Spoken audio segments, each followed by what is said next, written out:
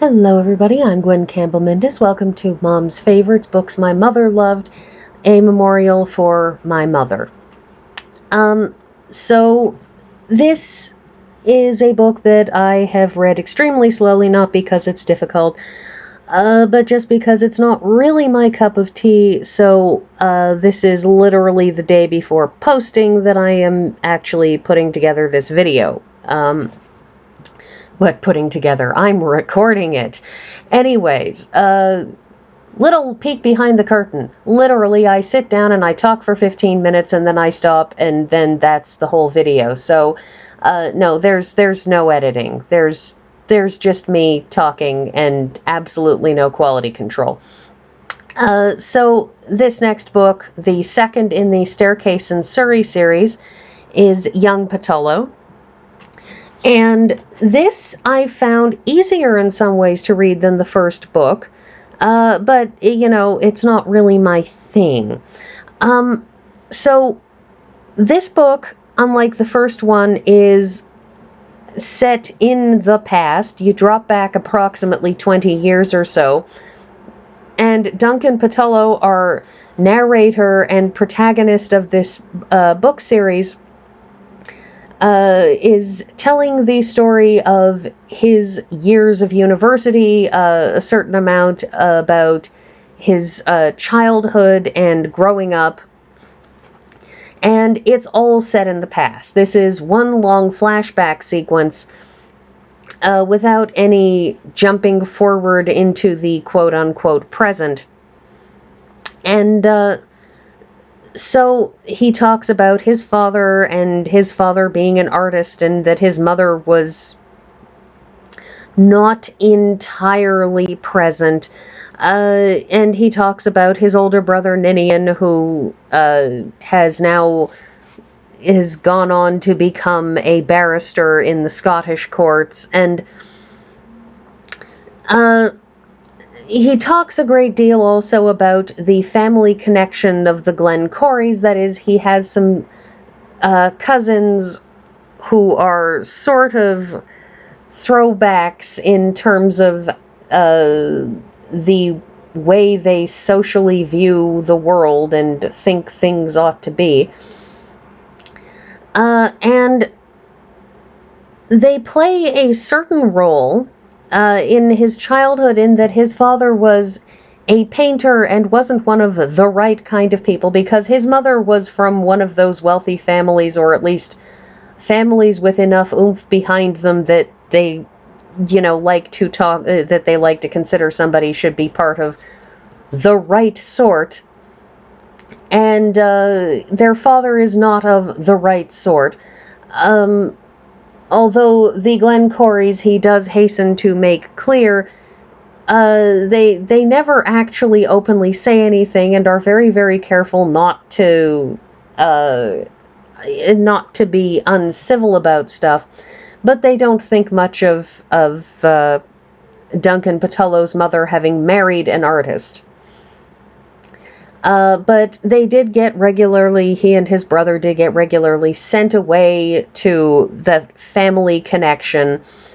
But it's an interesting facet because the two sectors of the family don't really like each other and don't really talk and don't really connect.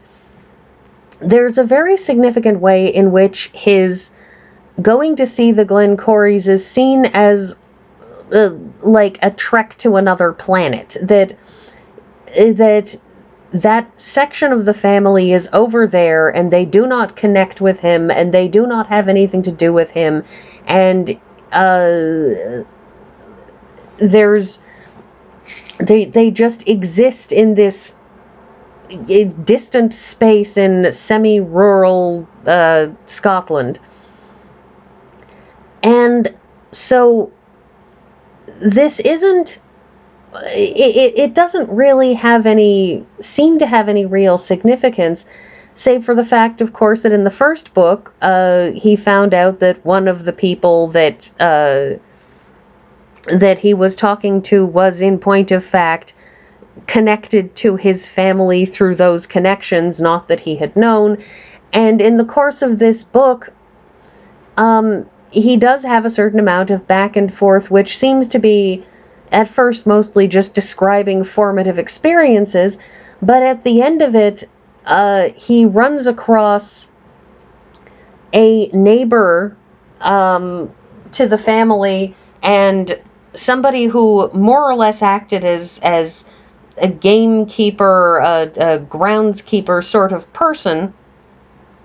And these two men, it turns out, were having a gay affair, that they were in a relationship. And he's surprised, partly because he was somewhat surprised to see an openly gay couple sitting there, but also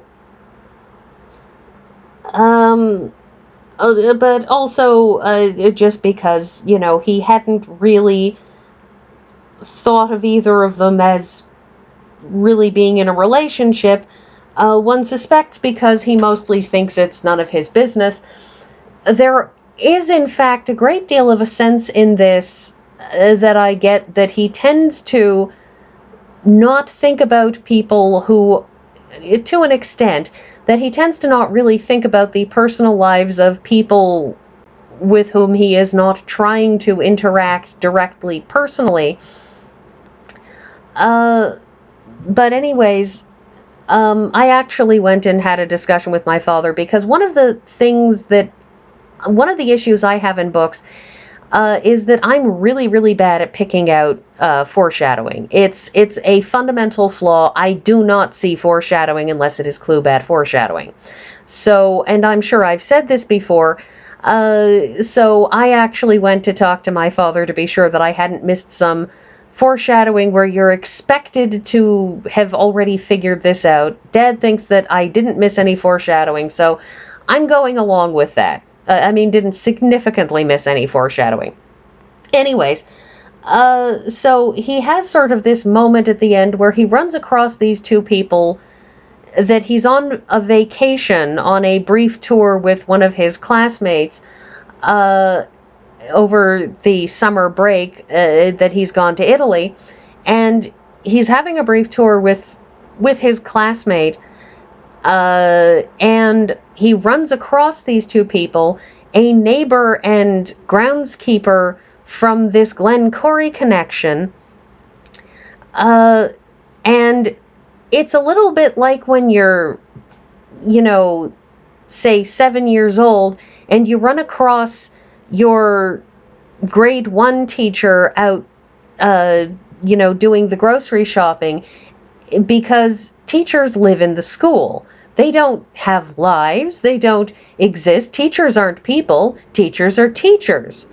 And your brain sort of has to take a moment to reboot when you see your teacher at the grocery store, because you don't really think of them in any way other than as that person standing at the front of the room telling you to take your hat off. And possibly teaching you things, but I suspect most people it's that person at the front of the room telling you to stop that, pay attention, and we're not outside, take your baseball cap off. So there's this quality of being wrong-footed, because he not only didn't expect to run across two people that he knew in a gay relationship, but also because those people aren't supposed to be in Italy. They're supposed to be at Glen Corrie, because that's where they are. In any event, so there's a great deal of this book that is basically just an undergraduate dealing with living on his own for the first time, dealing with the variety of strange people that he runs across in his first year of university.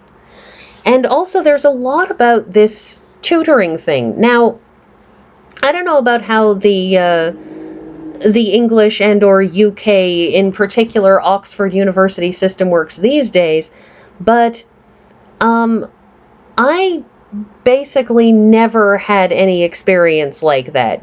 These appear to be sort of, you take your classes and then you have this person who gives you one-on-one teaching and assistance and so on. And these people aren't TAs, these tutors. These are actual professorial professionals who are giving one-on-one instruction, because you get assigned people to give you this one-on-one instruction. And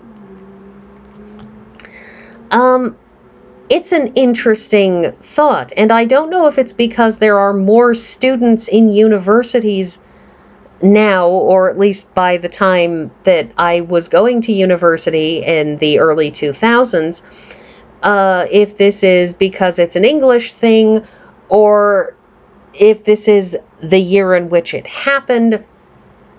But it's an interesting concept to say you are assigned an individual person to to, in effect, tutor you through university. You don't just go to classes and do your papers and hand them in and sit your exams. You also have an individual human being who you go to, who gives you individualized instruction. And that's a very interesting thing, because the way he describes it is not, oh, you're having difficulty, you need someone to tutor you so that you can pass English. It's the idea that part of the university experience is having an individual person who does this for you automatically, no matter what. And I probably would have gotten better grades in university if I had had such a thing, mostly because that would have meant somebody was sitting on me and making me do things. Because I tended to basically boogie my way through university, working no harder than I had to. And my grades reflect that, because I certainly never had higher than a B+ average. And I'm reasonably sure I didn't have a B+ average. I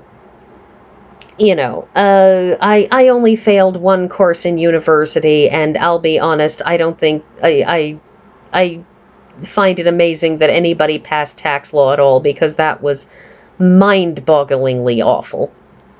Anyways, nobody wants to hear me talk about tax law, not least of which because I have forgotten everything that I learned in that class, because it was mind-bogglingly awful. But also because tax law, unless you are a tax sort of wonk, is really wholly uninteresting. Also, it would probably make you angry, because it's the kind of thing that makes people angry. Anyways, so this sets up, I suspect, explaining all of the relationships that we're going to be getting in the next 3 books. This is a 5-book series. I suspect that this will be setting up all of those relationships that he has with people that he developed when he was in undergrad, so that when we get back to the quote-unquote present, those relationships and his surprise will be somewhat better elucidated. I mean, part of what's going on here, of course, is that the first book is a class reunion. And we all know what happens in class reunions is you meet up with people that you haven't seen in 20 years, and somewhere in the back of your brain you're expecting those people to be exactly the same as they were. And when they're not, you're not quite sure how to handle them. But they are, and those old relationships tend to reassert themselves, or so the fiction seems to indicate, and common sense would indicate. I wouldn't know, because I've never gone to a class reunion, in no small part because I don't want to see most of my classmates again. Anyways, so that's the end of that, and or at least everything that I'm going to say in the time that I have. And I will go on to reading the next book in this series, but something totally different for next week. And yeah, that's everything, as I said, due to the time, and I will see you all next week.